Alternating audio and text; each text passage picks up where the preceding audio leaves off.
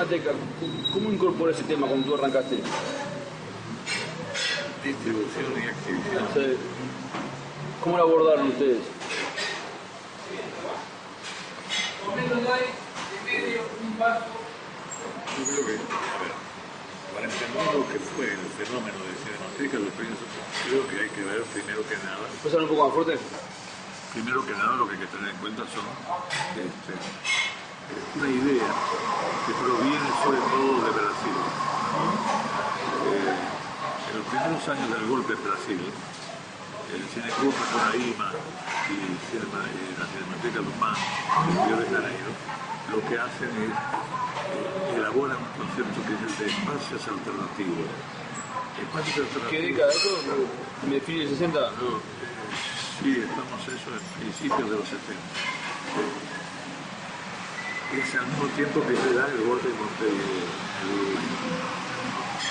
espacio alternativo es la creación dentro de un espacio normal de exhibición cinematográfica, es un espacio donde no se depende de condiciones externas. Las condiciones externas son los intereses de la distribución internacional, los intereses de los productores, los intereses de los circuitos de salas, los intereses políticos que puede haber en torno del cine. El espacio alternativo es una forma de libertad o de independencia. De esa forma, Brasil se evoluciona hasta llegar a la época de Hembra Filme.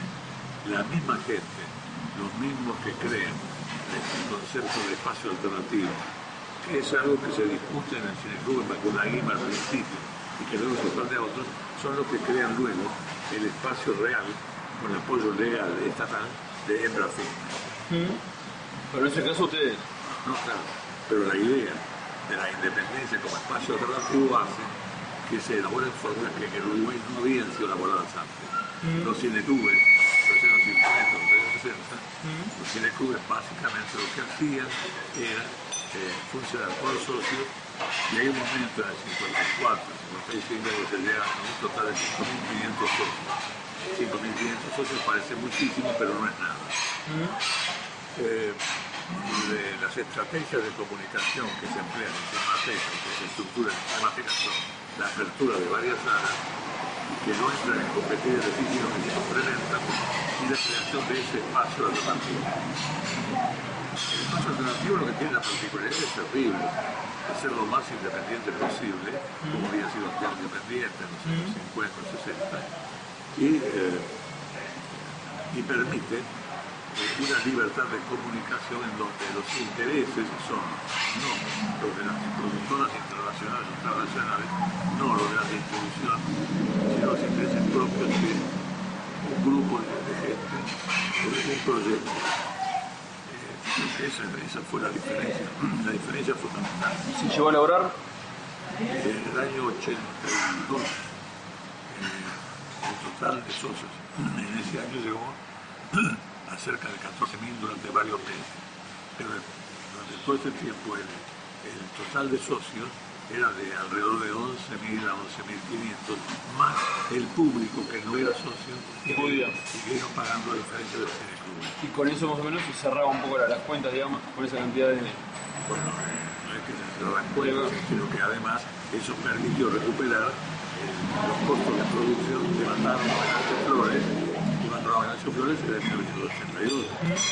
Eso permitió además que hubiera 2 o 3 películas en las cuales la Cinemateca fuera coproductora. Elecciones Generales, que fue coproducida con la UNAM de México, y Crónicas del Exilio, que fue coproducida con Iskra de Madrid, por ejemplo. Entonces, claro, hay, si se quiere, una actitud diferente, en donde lo que estamos es a competir y a pelear en un espacio que se da realmente esa pelea, esa competencia, no solamente con el Estado, sino con los intereses de otro tipo que existen en el medio cinematográfico. ¿Tú crees que Cinemateca generó en algún sentido de palabra una competencia a nivel mediático? No, lo que se generó fue otra cosa. Preguntémonos lo siguiente,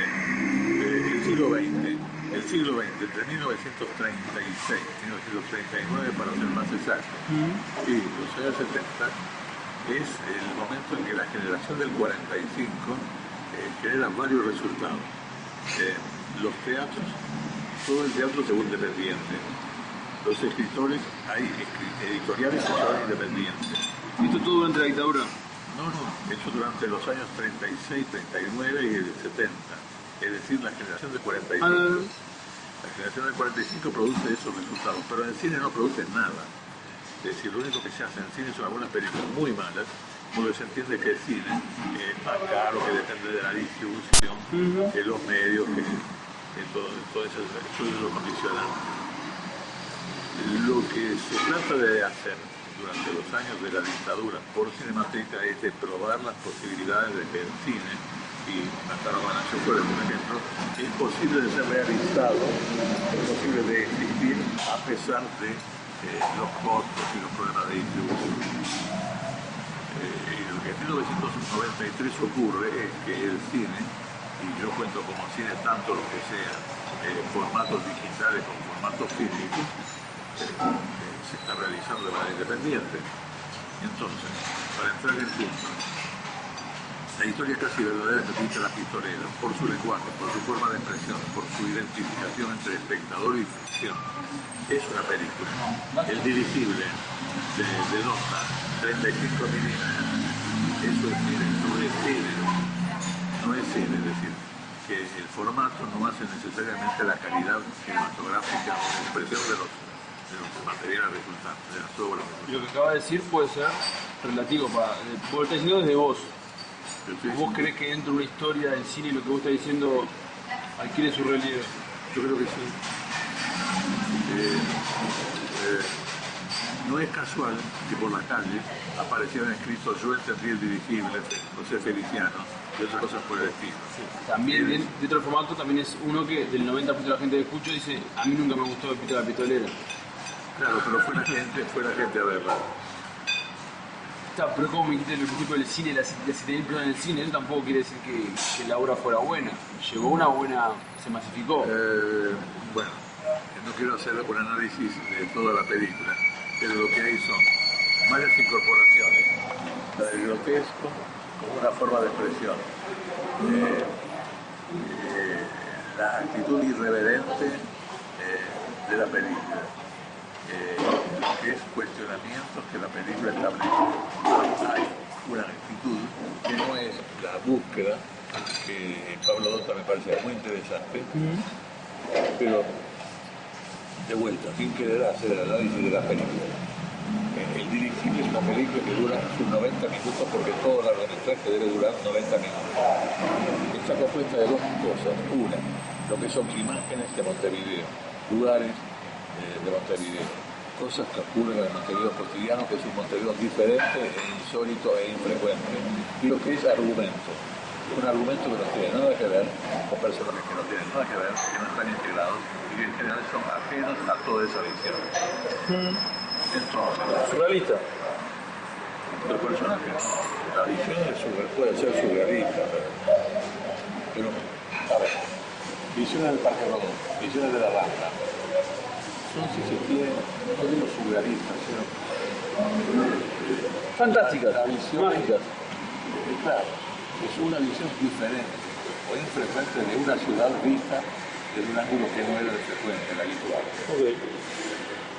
Pero el argumento de esto no tiene nada que ver. Pero aunque no tenga argumento puede condensar una cosa que hace sentir mucho más que una película como Pita Pistolera. No, los argumentos suelen ser soporte, pretexto. ¿Cuál es el argumento del cable de Sheridan? Que le matan el padre al hijo y está en el medio el hermano de este y su madre. Sí, La traición parental. Mueren él y otros. Bien, fenómeno. Ese argumento, que lo hablábamos la vez pasada, ese argumento no es la obra. No tiene nada que ver. No tenga nada que ver, no, porque hace a las circunstancias también. Es un pretexto, es un soporte. Para decir algo. Que no es lo que cuenta el argumento. El argumento es saber quién es el culpable, fueron buenos o malos, se casaron o no se casaron, hoy ni cigarro. El argumento es ese. En el caso de entendible, el argumento que es. El argumento es un simple pretexto. Un capricho. Exacto, es un capricho. Pero no es la obra, ni tiene que ver con la obra, ni soporta nada. Y lo que ocurre, lo interesante y realmente creativo, ocurre por fuera de todo argumento, sin ningún soporte. Entonces no es comprensible, difícilmente comprensible una obra que se llama La Calle. En el caso de este Revista, lo que hay es, si vos querés, un argumento que está mucho más seguido al pretexto, al soporte. Yo igual a lo que iba, Manolo, está bien ese contraste. La sucesión de la complicidad entre robadas y ladronas.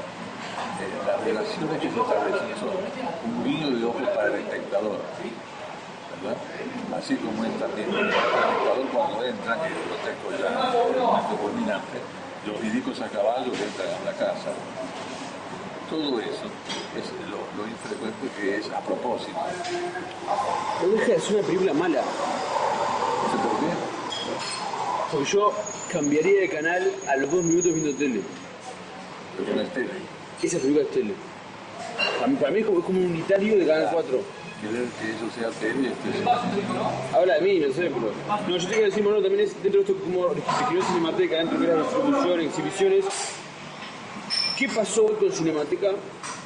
¿Y cómo ves a esa otra competencia que puede ser el cine de shopping? Sí, porque prácticamente es lo único que existe hoy. Y el cable en torno a esto que era distribución y exhibición. ¿Qué pasó con Cinemateca y cómo ves a esta otra gente? es una cosa totalmente diferente. Pero que van sus apuestas, digo, ahora en una misma función. Porque ocurre en una sala y sobre una pantalla. Eso siempre fue eso. Claro, por ejemplo, Cinemateca hoy sigue siendo lo mismo que una manera vos pontificaste al principio. No te puedo decir, yo estaría opinando sobre una cosa que ¿Qué? mucho que ver. ¿Por qué? Por una razón, digo.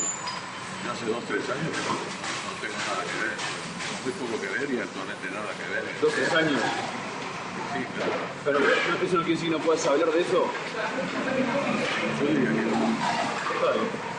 La pregunta igual es, a menos de que puedas hablar, no te pido una opinión, sino es cómo ves vos en torno a eso que fue en un comienzo al hoy.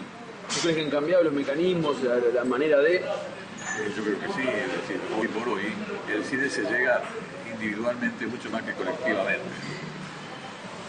El acceso a la película, vos lo tenés bajándola de internet o yendo a la esquina, no necesitas que esté programada en una sala para tener acceso a la película. Por supuesto que ese acceso es mucho más rudimentario, precario, yo diría que incluso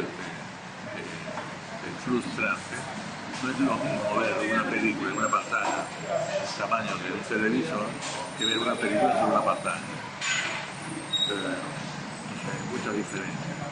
Por ejemplo, en torno a lo que son, por ejemplo, los contenidos, en torno a la distribución y la exhibición. Léase, ejemplo chico y simple, los videoclubes.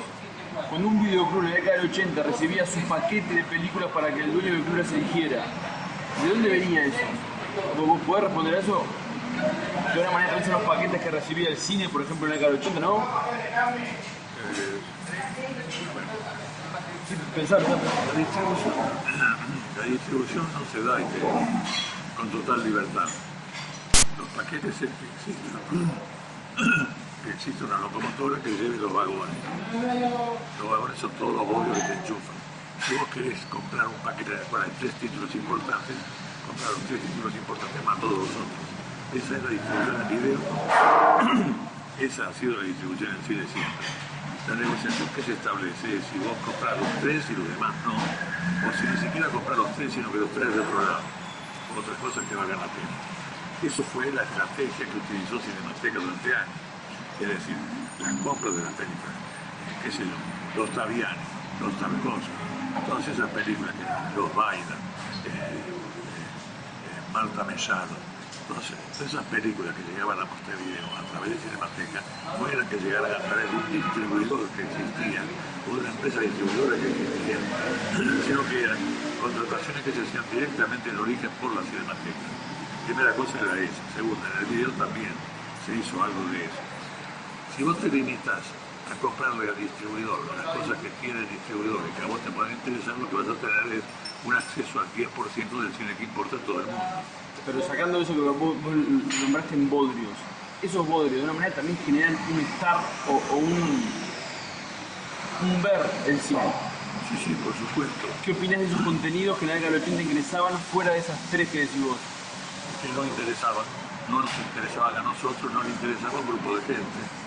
Y lo que está aquí es el juego, una idea que es la democratización de la comunicación.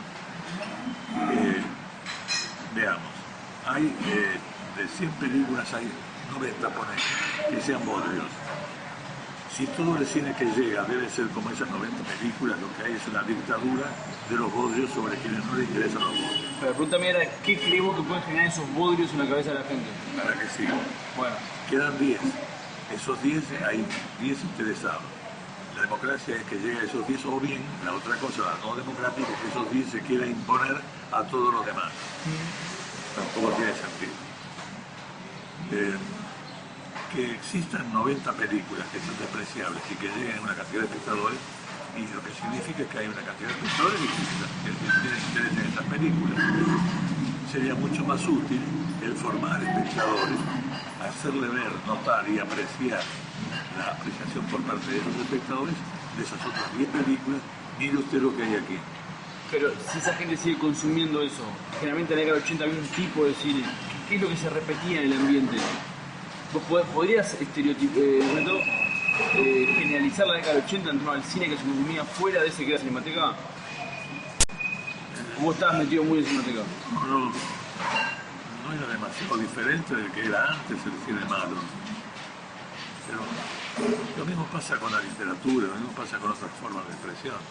Vos tenés una cantidad de cosas que no tienen valor, y ¿dónde es que se juega el partido? Se juega el partido lo mismo que la generación del 45, en la formación de públicos, en hacerle descubrir al público esas calidades que no se habían dado cuenta, en que el espectador diga, ah, caramba, el aprender a ver cine, el aprender a leer, el aprender a ver arte plástica. Una obra plástica tiene una expresión que mucha gente no lo va a percibir, pero si vos formás espectadores, lo va a percibir. Pero sí, Mago, yo creo que eso que vos decís, vos, que esos bodrios o esos espectáculos no tienen valor, tienen un valor en sí mismo. Algo representan, algo, me explico, incorpora el consumidor. ¿Qué crees vos que ese 90% generó en el individuo montevideano, por ejemplo? ¿Vos me querés decir de que esas cosas no favorecen mucho el espectáculo? No, quiero que me digas, para vos, dentro de lo que se consumía, ¿qué tipo de mentalidad generó? ¿Cómo viste vos al montevideano medio en la década del 80, por ejemplo? Con eso que se consumía, no el de Cinemateca, sino el que escuchabas capaz de costado en un bar o... ¿Me explico? Es que la gente en los 80 más bien hablaba de otras cosas. Decir que sin ir alguna cosa estaba ahí. Mira, hay una cosa muy interesante que es una encuesta que había dicho en grupos consultores, que eran las reuniones. La gente se reunía en cines, en teatros y demás.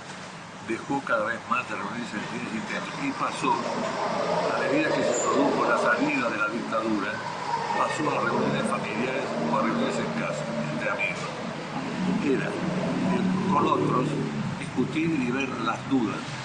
¿A dónde vamos? ¿Qué es lo que pasa? Eran las cosas que a la gente le interesaban.